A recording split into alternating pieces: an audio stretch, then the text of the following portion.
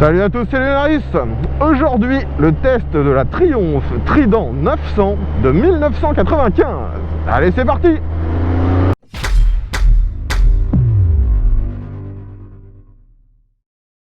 Les amis, on se retrouve aujourd'hui pour le test d'une Triumph de collection, une Youngtimer.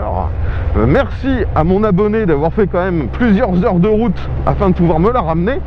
Et vous allez voir qu'en plus, aujourd'hui, j'ai le privilège d'avoir une moto en parfait état. Elle est, comme vous pouviez la voir à l'époque, en concession. Donc quand je vous dis Trident, dans la gamme Triumph, vous comprenez instantanément qu'il s'agit d'une moto motorisée par un 3 cylindres. Ça paraît logique, d'où le terme Trident. Dans les années 90, Triumph avait beaucoup de motos qui partageaient des mêmes bases techniques. Donc si vous connaissez un peu ce qui se faisait à l'époque, cette Trident 900, ce n'est qu'une, on va dire, une version un peu plus grosse, un peu plus puissante de la Trident 750 de la même époque. Aujourd'hui, on pourrait carrément dire qu'il s'agit d'une néo-rétro, vu qu'elle a un look un peu vintage, surtout avec ce joli coloris vert anglais. Mais à l'époque, finalement, elle avait un look, on va dire, standard. C'était pas vraiment une moto vendue spécifiquement pour être vintage. Donc comme je vous le disais, le moteur est un 3 cylindres en ligne. C'est un moteur alimenté par carbu. Celui-ci est à refroidissement liquide. Et bien sûr, sa cylindrée est à 900, vu qu'on est sur la Trident 900. Je le rappelle, elle existait également en 750. Et dans cette version 900, on a 98 chevaux. Par contre, cette moto est quand même assez lourde si on compare avec ce qui se fait actuellement. On a 250 kg tout plein fait, c'est-à-dire avec le réservoir rempli de 25 litres. Donc on va dire que la moto n'est pas si lourde, c'est juste qu'on a un très gros réservoir. Mais bon, c'est quand même pas léger, même pour une 900. Je vous le redis, la moto telle que je vous la présente aujourd'hui est totalement d'origine, à une mini entorse près. Les puristes pourront remarquer que les clignotants ne sont pas les bons modèles. D'origine, on doit avoir des clignotants un petit peu plus petits et surtout, ils doivent être chromés. Aujourd'hui, ce n'est pas le cas. On est quand même sur des clignotants de la même époque qui viennent d'une autre Triumph qui a été distribuée au même moment. Aujourd'hui, je vais bien sûr suivre le même parcours qu'habituellement. Je commence par le centre-ville et cette moto est assez bizarre. Dans un premier temps, la moto vous donne une position de conduite assez classique. On est relativement droit. Le réservoir, bien que large, est plutôt creusé au niveau de l'entrejambe. Donc on arrive à faire corps avec la moto assez facilement. Par contre, le guidon est quasi un guidon bracelet. Il est placé très haut, mais on est quand même sur un guidon type bracelet. Il n'est pas si large que ça, et finalement pour une moto de ce genre, j'aurais préféré un guidon droit encore plus large, mais le bras de levier est déjà satisfaisant. Et surtout, ce qui est assez bizarre, c'est l'emplacement des repose-pieds. Vu qu'on a un guidon bracelet, on s'attendrait à avoir des repose-pieds un petit peu vers l'arrière. Eh bien non, les repose-pieds sont dans une position parfaitement neutre. Et je dirais même que justement d'avoir ce guidon bracelet, ça donne l'impression d'avoir les repose-pieds un peu trop vers l'avant. Sinon, la prise en main est quand même assez facile. Là, vous voyez que je peux prendre les infos autour de moi sans difficulté et sans lâcher le guidon. Si nécessaire, j'ai les deux rétros chromés qui sont placés sur le guidon. On voit assez bien. Par contre, on est obligé de tourner la tête pour vérifier ce qu'il y a dans les miroirs. C'est pas dans notre champ de vision lorsqu'on regarde devant. Vu que la moto est d'origine, on a également les deux échappements d'origine. Vous voyez qu'ils sont symétriques. Une très belle pièce chromée. Et pour l'instant, en roulant à faible allure, la sonorité est tranquille, c'est pas fort, c'est pas trop rauque. J'attends de voir ce que ça donnera tout à l'heure dans les tours. Vous avez la possibilité de voir tout de suite ce que ça donne lorsque je vais prendre le son à l'arrêt.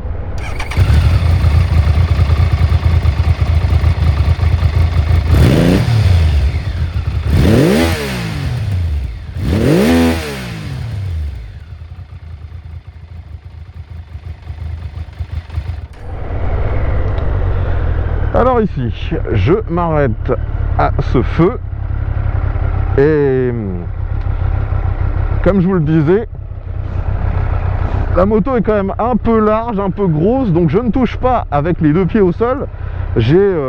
En fait, je suis sur la pointe des pieds des deux côtés.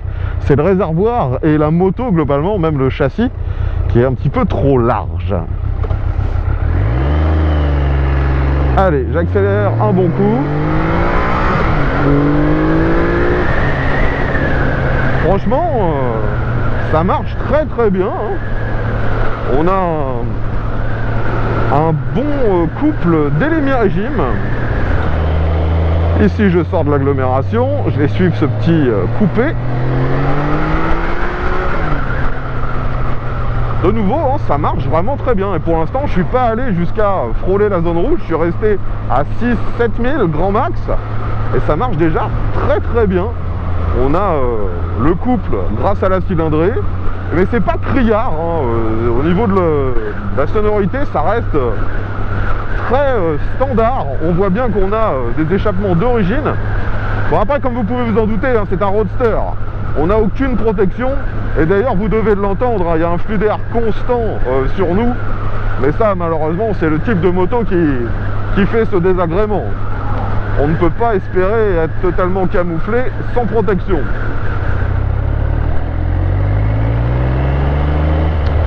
Ici, un passage à basse vitesse. Ouais, ça se manœuvre bien, hein. La moto n'est pas piégeuse, c'est juste ce guidon avec une forme un peu surprenante qui peut être très légèrement déstabilisant. Sinon, ça se manœuvre bien. Les pneus ne sont pas trop gros d'ailleurs. On a des roues en 17 pouces. À l'avant, c'est du 120 et à l'arrière, uniquement du 160. Ce qui finalement devrait améliorer la manœuvrabilité, vu que la moto est quand même performante et un peu lourde. Donc les amis, vous reconnaissez les lieux. On est ici bien évidemment afin de tester l'accélération. Je rappelle donc que ce moteur est donné pour 98 chevaux. Il n'y a bien sûr aucune aide électronique, il n'y a pas d'ABS, il n'y a aucune sécurité entre guillemets moderne.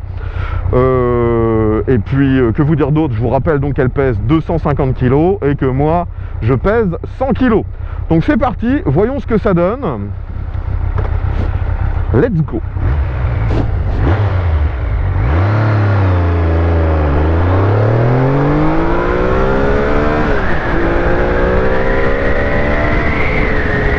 Alors je pensais atteindre les 100 km/h en fond de première, mais malheureusement la première semble légèrement trop courte. Ou alors il faut peut-être que j'aille jusqu'au rupteur. Là il a fallu que je passe la 2. Mais c'est sans exubérance finalement, hein. On a un comportement très linéaire. C'est plaisant. Il n'y a pas tant de différence entre ce 3 cylindres et un 4 cylindres d'à peu près la même cylindrée. Ça prend peut-être un peu moins vite des tours. Mais sinon, en termes d'efficacité, on est quand même sur quelque chose d'assez similaire.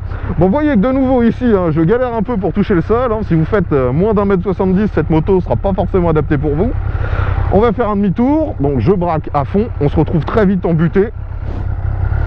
Je maintiens la moto droite. Et est-ce que ça va passer? Non. S'il y avait eu un trottoir, clairement, j'aurais tapé dedans. Bon, maintenant on va réitérer l'accélération. Je vais peut-être essayer d'aller encore plus haut dans les tours en première. Donc ne m'en veuillez pas si je me bouffe le rupteur. Et ensuite, on va tester le freinage. Allez, c'est parti.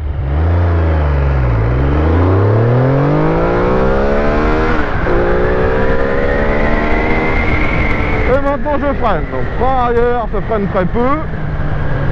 Frein avant. Alors ça complète bien.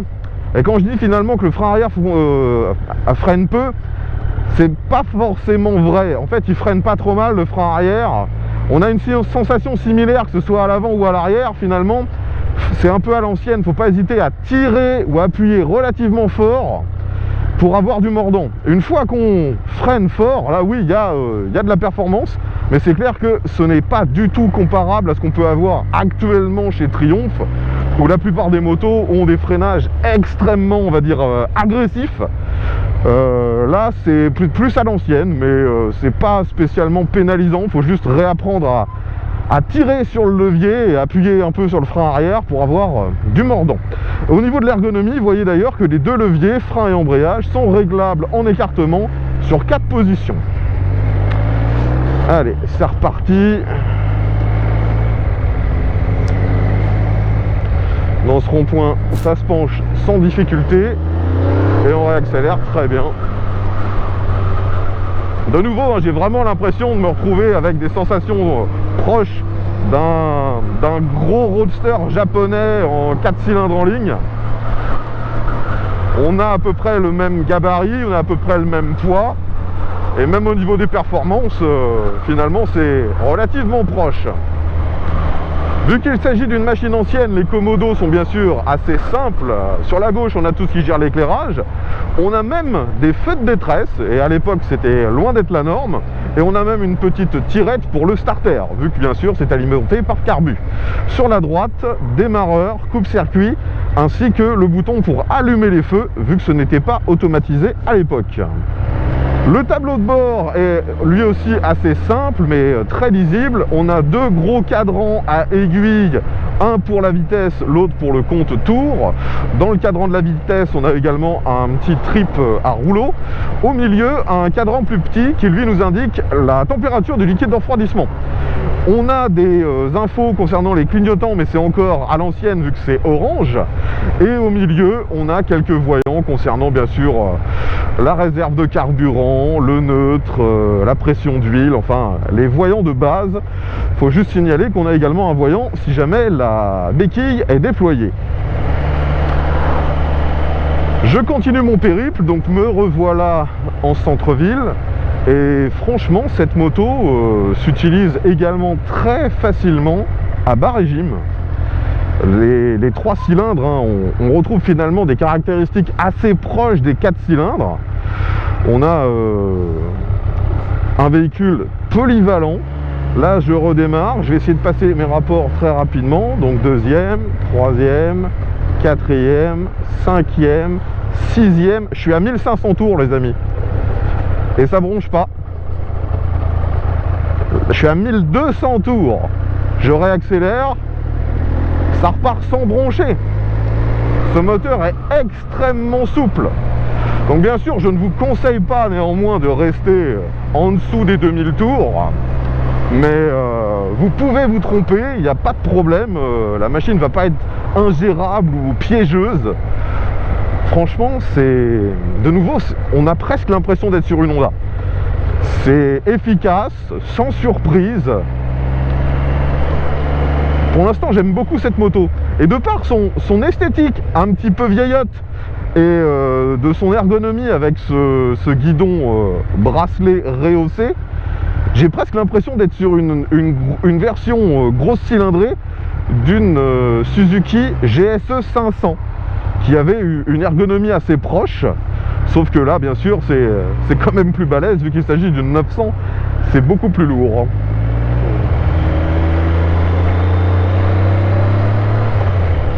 Bon, pour l'instant j'ai pas beaucoup parlé de la sonorité de l'échappement, tout simplement parce qu'elle est, comment dire,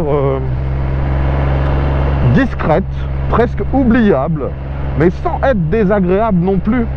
Le bruit ne vous casse pas la tête, ça vous rappelle juste que le moteur est allumé, c'est convenable, mais ne vous attendez pas à une mélodie complètement dingue, vous seriez déçus. Nous arrivons maintenant sur les quelques dodanes que je prends à chaque fois, donc je redescends à 30 km/h. Ouais, bon, on sent que les suspensions ne sont, comment dire, pas de sport du tout, c'est un peu plus typé confort. À l'avant, on a une fourche classique qui n'est pas réglable, et à la sortie d'un dodane, ça s'enfonce quand même un peu. À l'arrière, on a un amortisseur qui est quasiment dissimulé et on le voit presque pas. Et pareil, celui-ci a tendance un peu à s'enfoncer après un dodane. Là, j'en reprends un. Ouais, avec mes grosses fesses dessus, je sens bien, ça pompe un peu de l'arrière. Les suspensions sont plutôt typées confort. C'est pas tape-cul non plus, je suis pas ballotté sur la moto. Mais clairement, si vous cherchez des sensations sport, ça ne vous conviendra pas.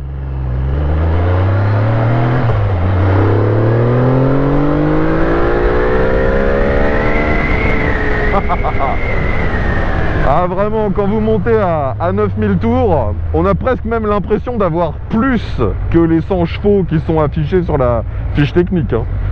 Ça marche très bien. Allez, nous voilà dans une succession de virages.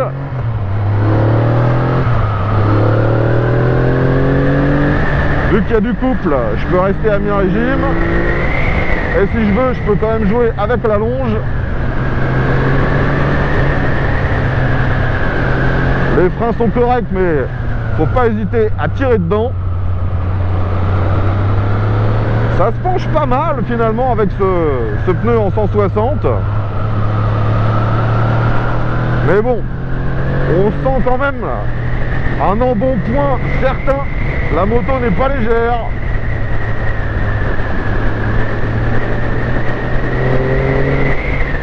Mais vu les performances moteurs, vous pouvez quand même aller bien au-delà des limites.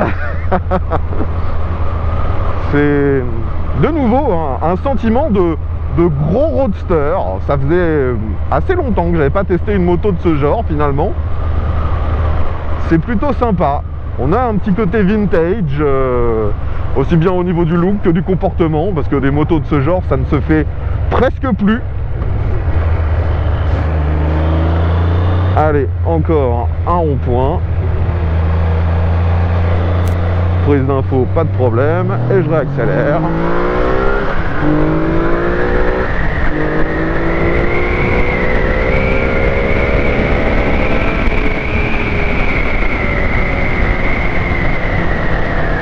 Ouais, ça marche vraiment bien.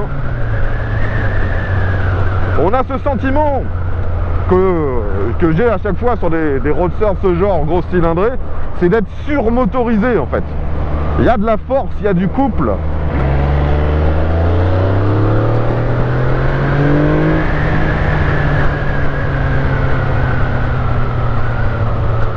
Quand on accélère fort, on le sent bien le couple, hein. On sent bien la fourche qui se déleste. Et franchement, même si elle fait 250 kg, c'est pas si compliqué à utiliser que ça. Ce qui me pénalise le plus finalement, c'est la largeur du réservoir et de la selle lorsque je veux m'arrêter pour mettre les pieds au sol. Ça, c'est quand même un peu pénible. Mais sinon, dès qu'on est en mouvement, c'est pas vraiment gênant le fait qu'elle fasse 250 kg. On arrive maintenant sur l'autoroute. Allez, je peux m'engager. D'ailleurs, faut pas que j'aille trop vite, sinon je vais directement dépasser le véhicule qui me précède. Allez, là, je change de fil.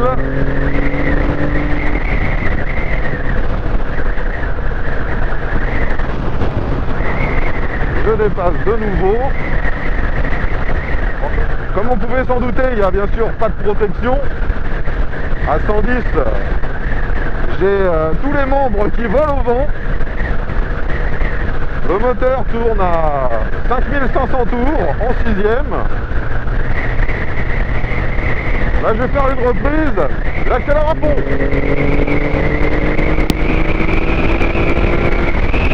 Vous le voyez, ça reprend très bien, même sur les mi-régimes. Donc avec une cylindrée pareille, et bien sûr, il n'y a même pas besoin de changer de rapport pour les relances, hein. C'est vraiment ça l'avantage de ce genre de moto. Vous pouvez, vous l'aurez compris, utiliser l'autoroute sans problème. Il vous faudra juste un casque bien insonorisé, vu qu'il n'y a pas de protection. Ou peut-être installer une bulle ou un pare-brise, ça doit être faisable. L'éclairage sur cette moto est à l'ancienne. On a un grand phare en verre classique. Le propriétaire me disait que ça éclaire très bien de nuit. Et comme je vous l'ai dit tout à l'heure, les clignotants ne sont pas ceux d'origine, mais ils viennent de chez Triumph et sont de la même époque. Petit détail amusant, vous voyez que le feu arrière rouge, eh bien le plastique est siglé Triumph. Et je trouve ça plutôt joli. Rares sont les marques à s'embêter à mettre leur nom directement dans le plastique. Nous allons maintenant faire une dernière accel. Allez, on va dépasser.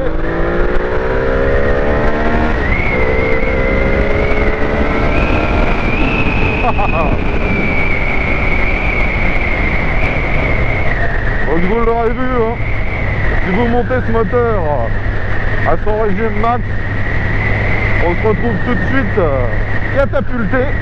Ça marche super bien. Donc c'est toujours tout à fait contemporain au niveau des perfs, hein.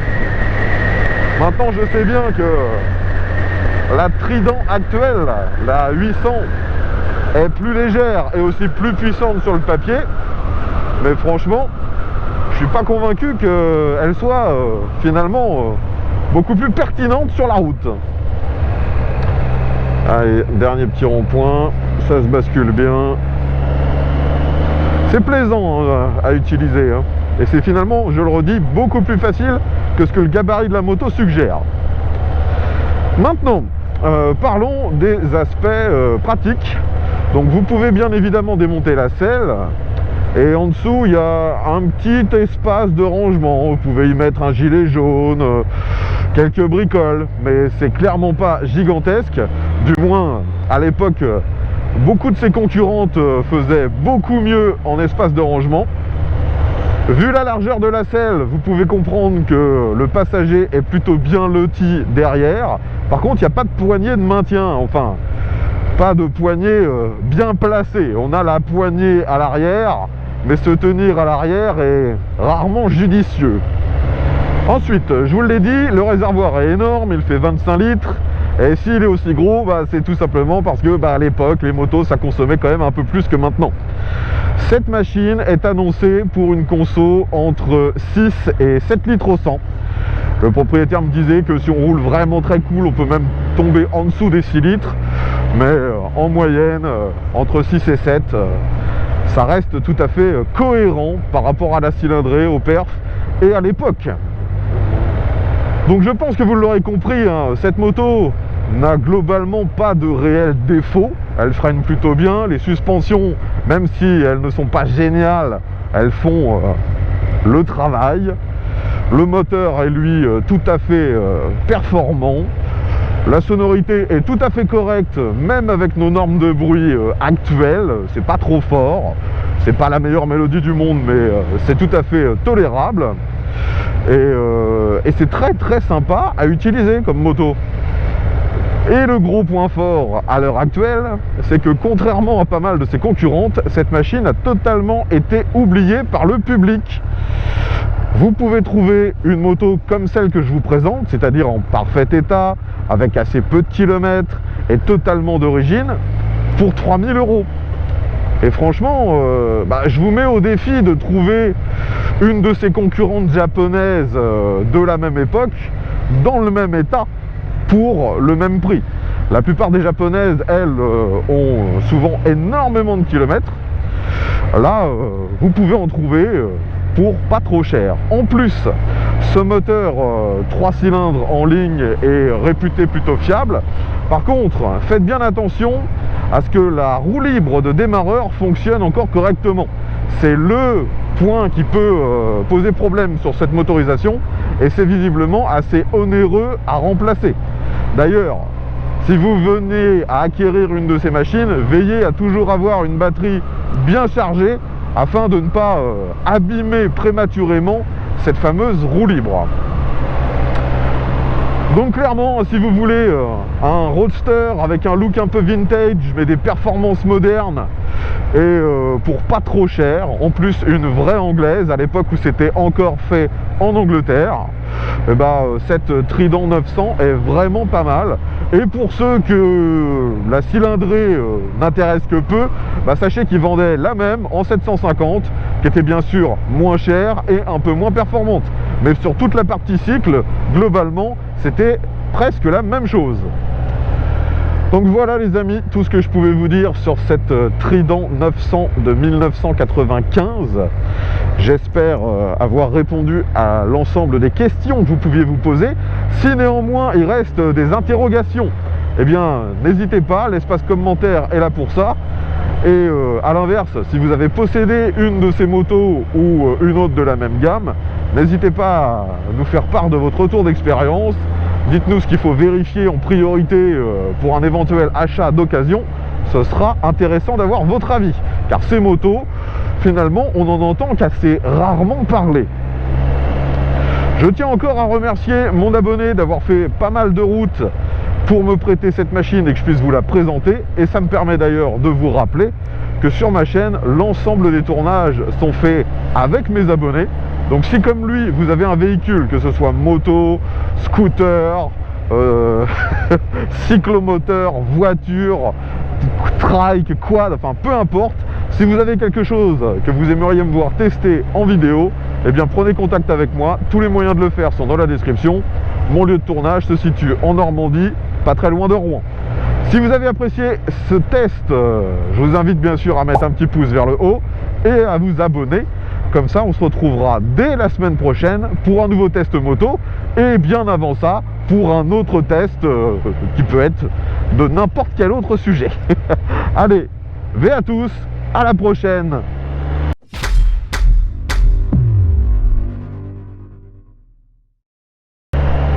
Sur cette machine, vous pouvez voir qu'on a un coloris Biton. C'était pas une option à l'époque, hein, c'était juste un coloris proposé.